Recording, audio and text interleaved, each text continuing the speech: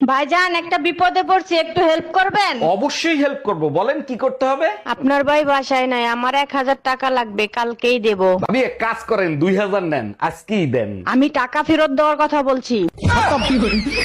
Bye bye, tata.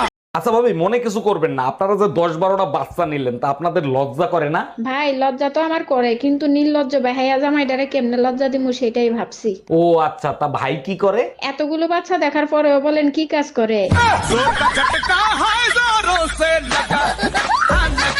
তোমাকে মনে হয় আমার আর বিয়ে করা হবে না। কেন?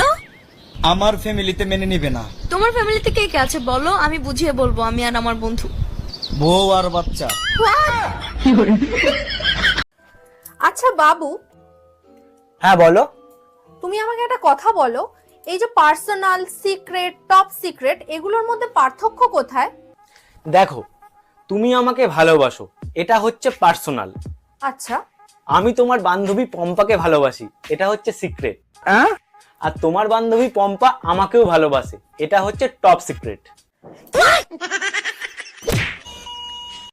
ছাগলে খায় লতা পাতা, গরুতে খায় ঘাস। আমি দিলাম ভালোবাসা, তুমি দিলে বাস।